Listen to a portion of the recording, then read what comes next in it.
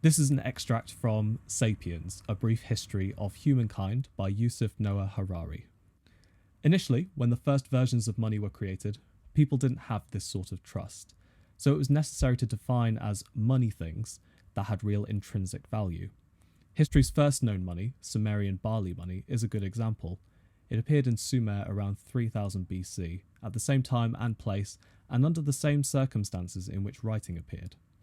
Barley money was simply barley, fixed amount of barley grains used as universal measure for evaluating and exchanging all other goods and services.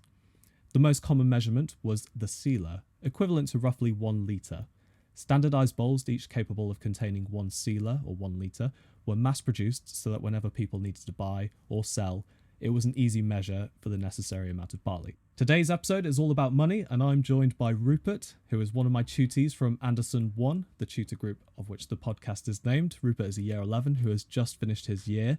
On unexpected terms, wouldn't you say, Rupert? Yeah, hello. As Mr. Kramer said, I was part of year 11, and now obviously we've moved into a quarantine where I've been doing my best to try and find things to do and not get bored. Try and make the best use of this free time we'd always complain about during school, and now we have some. So that's a good point, actually. Yeah. It's funny, isn't it, when we're at work or at school, we go like, oh, if only I had more free time. Well, now we have quite a lot of it. Exactly. What was it like for you, Rupert, finishing school so abruptly? Because this was completely unexpected. You know, I was at the gym and I was talking with one of the fitness instructors about a certain muscle group and working out, and we spoke for so long that I told him, oh, I'll probably just do this exercise really quickly and then go, because I have to go home and revise.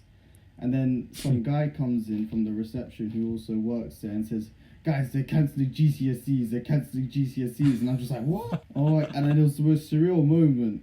And then I walked home and I FaceTimed my friends, just thinking about it, and yeah, it was kind of surreal for the next 2 days. Really. Yeah, it must have been it was so up in the air, wasn't it? Yeah. Like nobody knew what was going on, like not even like the teachers knew what was going on. It seemed like the government had no idea what was going on.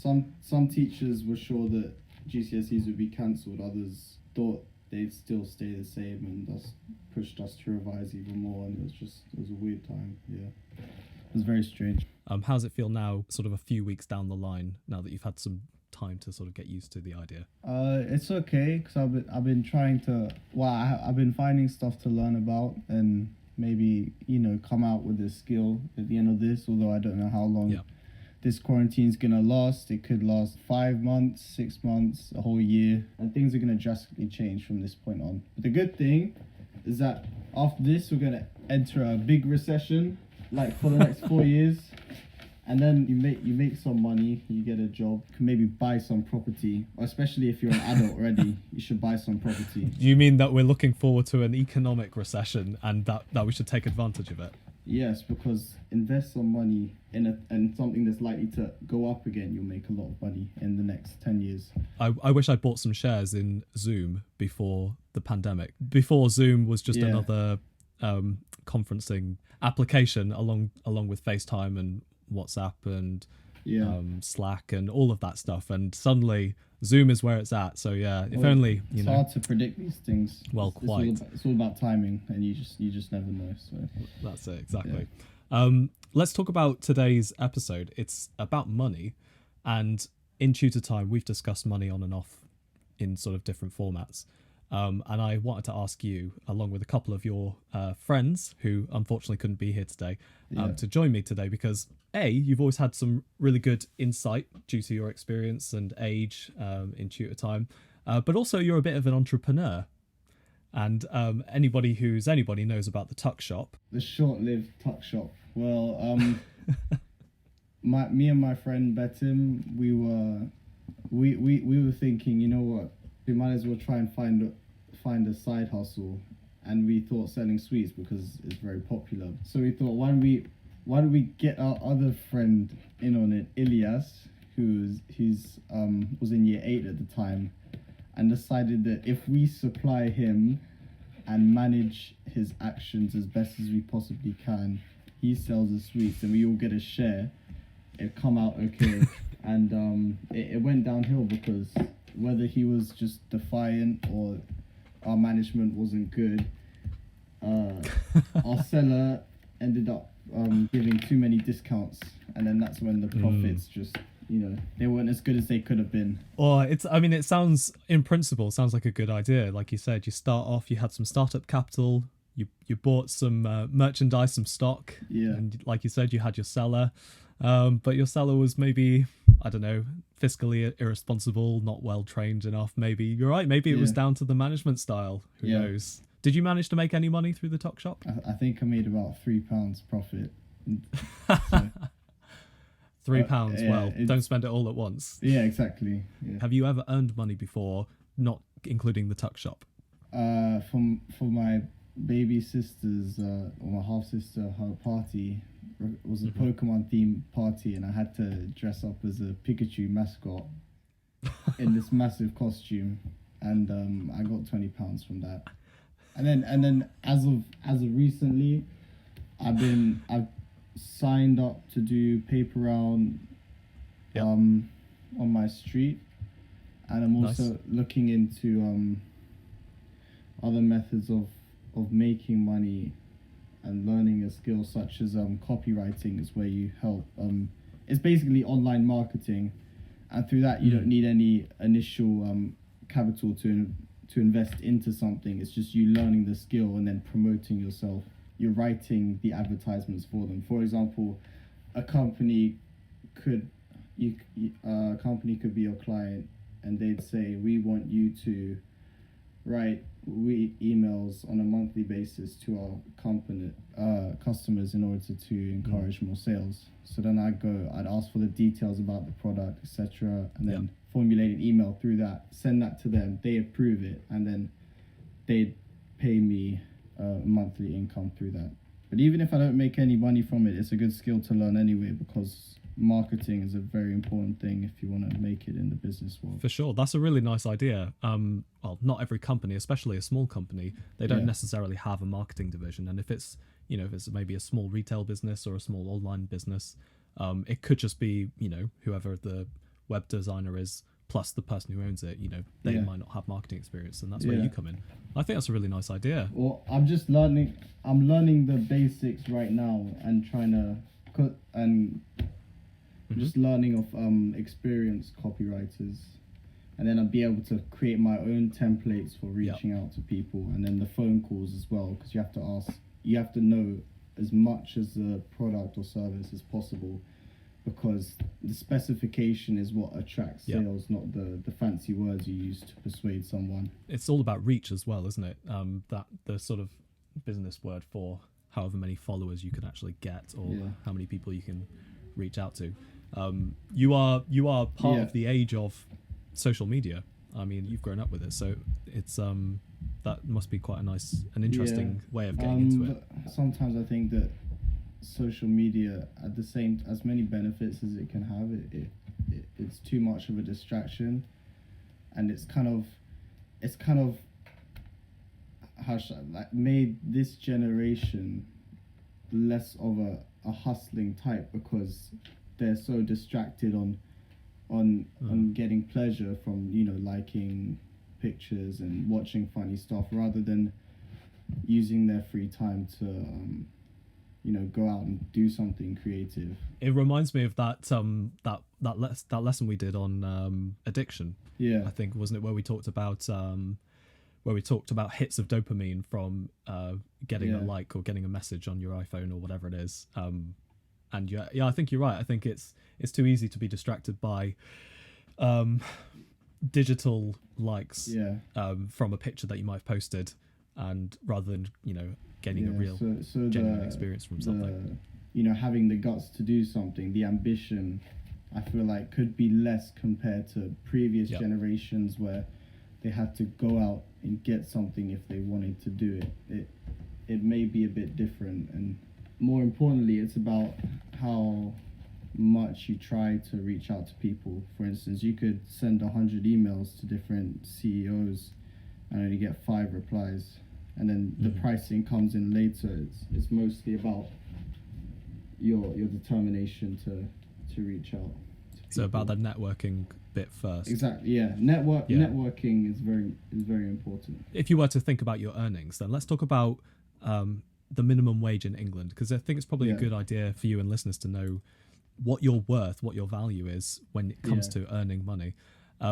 I've got a list of 4 brackets here. So there's under 18, there's a minimum wage. Then 18 to 20, there's a minimum wage. 21 to 24, and then 25 and over, there's a minimum wage. Any ideas what your, as a 16-year-old, what your minimum wage would be? Is it roughly £8-ish Ooh. an hour? If only, Mr. Rupert, if only. Oh, £4.60. Is it £4.60 or something? You're almost on the nose, yeah. £4.55 it is for under 18s. Oh, wow. It's not surprising that you said a bit higher because, first of all, we're in London, and so London waiting usually applies, although it isn't mandatory. Do you know what London waiting is?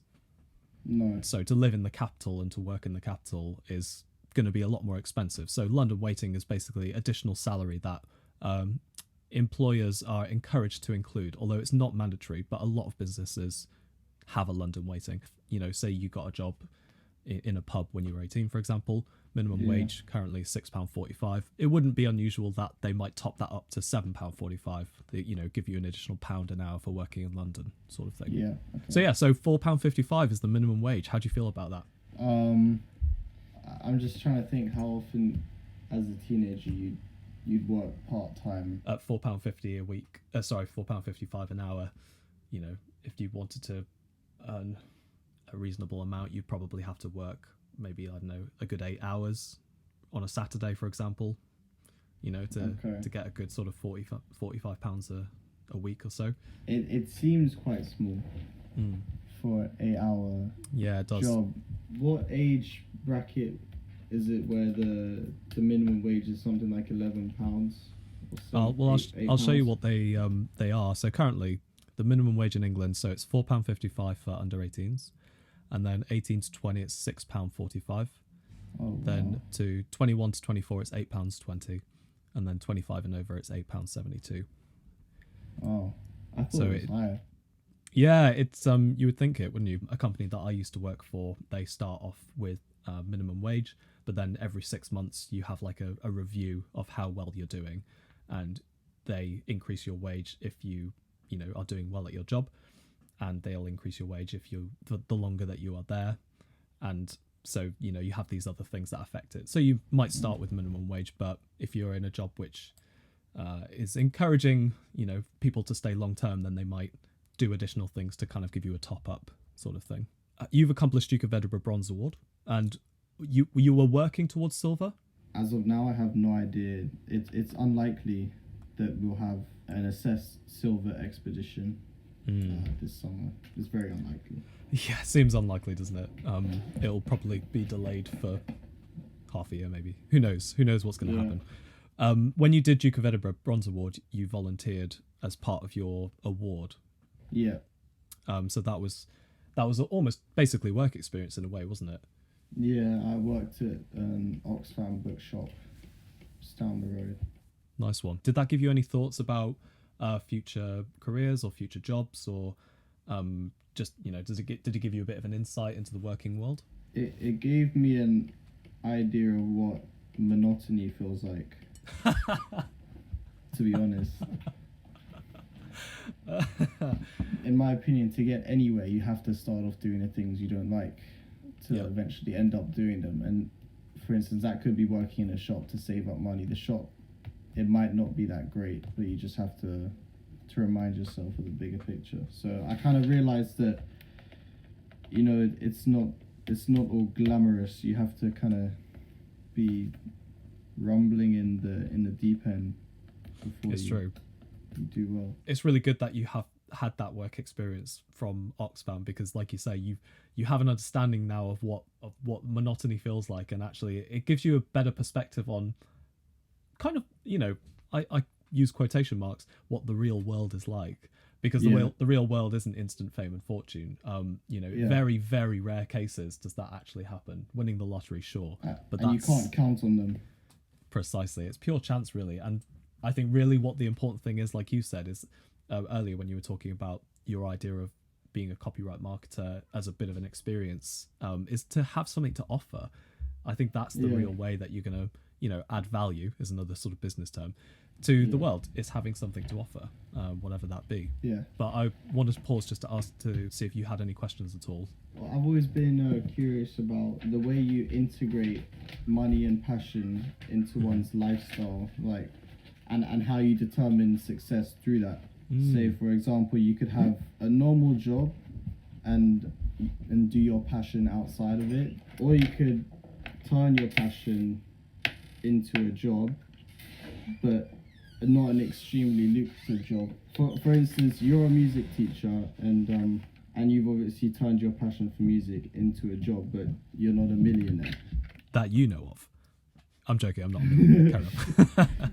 That if you try and monetize the passionate job you have even more, I feel like the problem you could encounter is starting to lose that passion, because all the other implications start to come with it. That's a really interesting point and sort of general question, because like you said, I'm a music teacher and my passion at an early age was for music. So one could say that I have followed that passion.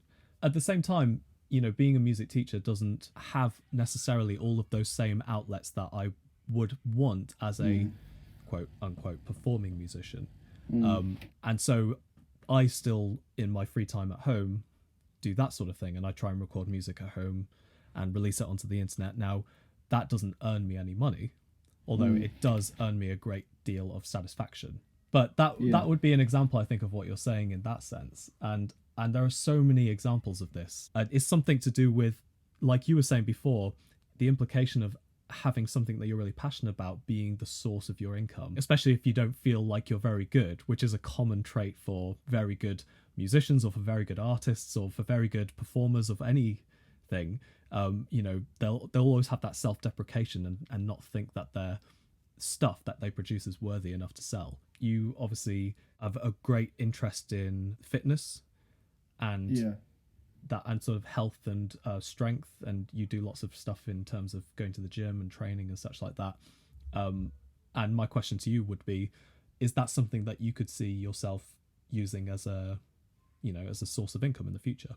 Potentially, because it is something I'm interested in, but then I always wonder whether that passion of mine, that little icing on the top of what I do on a day-to-day basis, could start to become monotonous. I could see it as an external kind of passive source of income. Say if I got a personal training qualification if I go to uni, and I could use that to kind of chip away at my student loan, for example. Well, quite. I mean, student loan is a whole other can of worms, isn't it?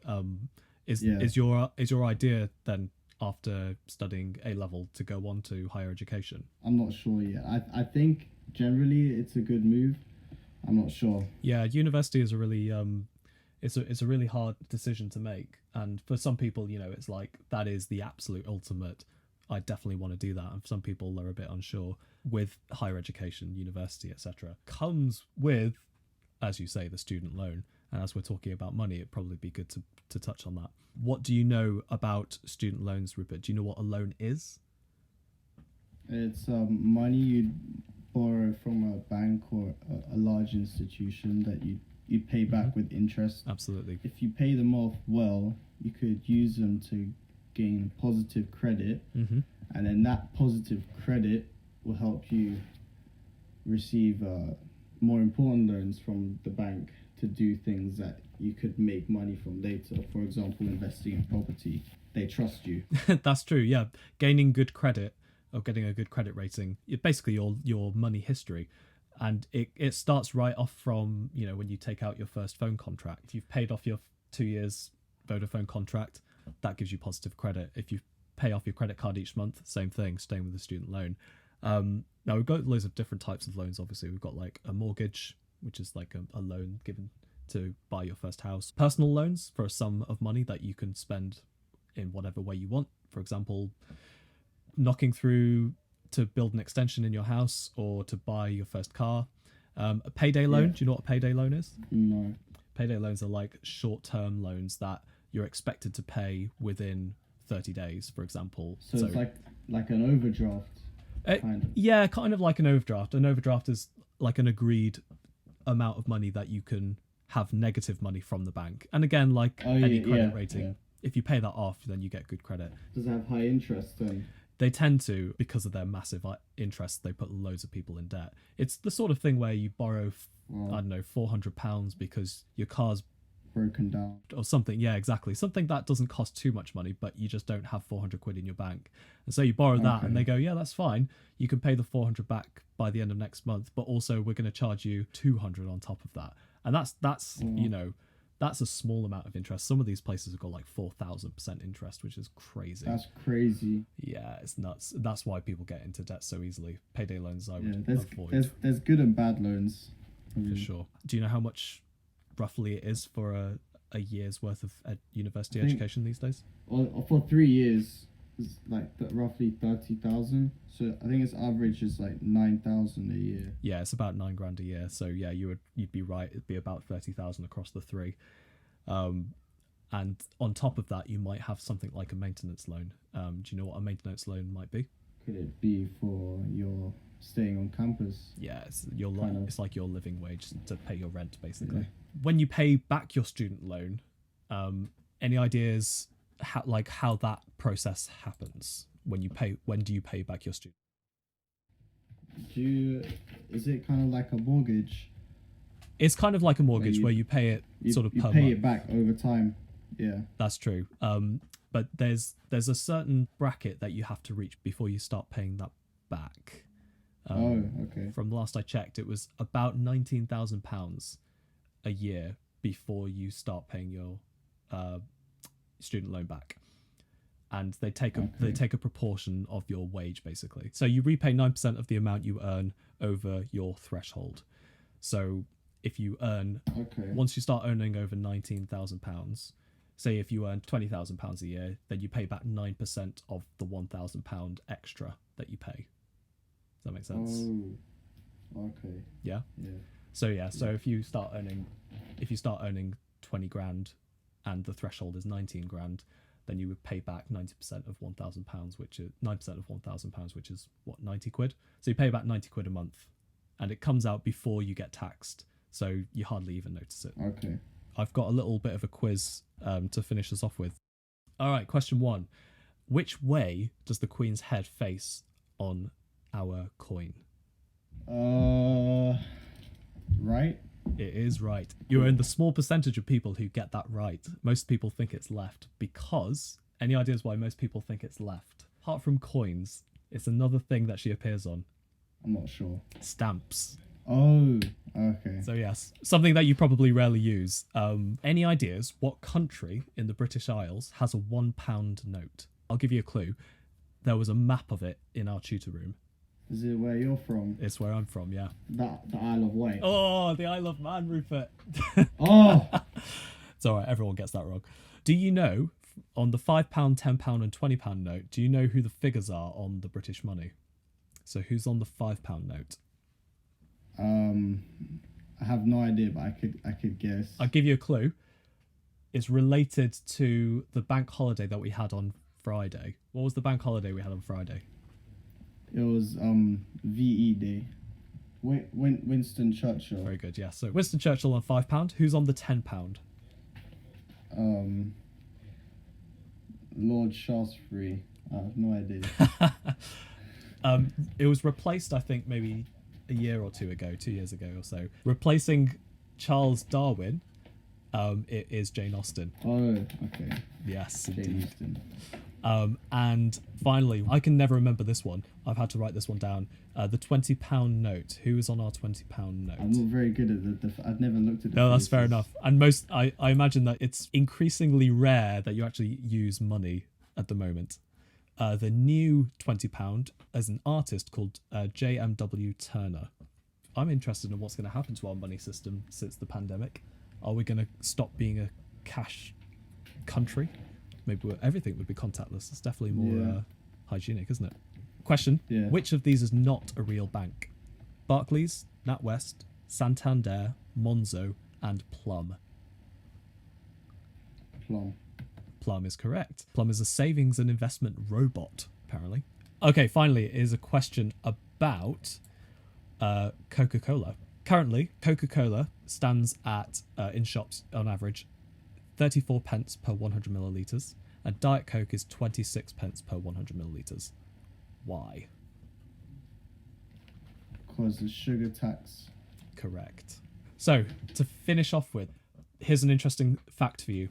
When the club card was first used, an interesting effect happened. Now, Tesco, I'll use as the example, they noticed when people were scanning their club cards and doing their weekly shop, they noticed that their dad demographic, i.e. Men who have just had newborn children, were going to do the weekly shop on a Friday, and they were buying nappies. So they could see from the club card analysis that nappies were being bought by dads of between the ages of 25 to 35, mostly on a Friday. And so, what did they do? They put those big pyramid beer offers right near the entrance hall on a Friday. That's genius. Genius level marketing. That club card idea sounds way smarter now, because it's a good source of analysis and everything. That's cool. Absolutely. Knowing your market, knowing your target market, and knowing your audience is part of business. What a great way of doing it, eh? Yeah, that's very clever.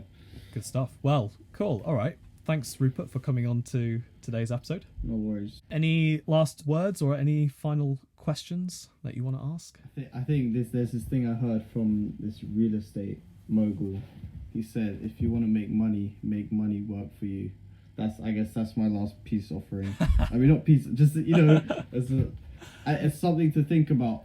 I like it. We'll be able to stew over those words as we go into our weekend. Rupert, thank you so much for coming on the show. Cool. Thank you. And that's it, guys. Thank you so much for listening. Thank you, Rupert, for coming onto the show. Next week is half term. We'll be taking a little break, and we'll be back the week after with our new topic, addiction. Have a lovely half term, everyone, and speak to you soon. Bye-bye.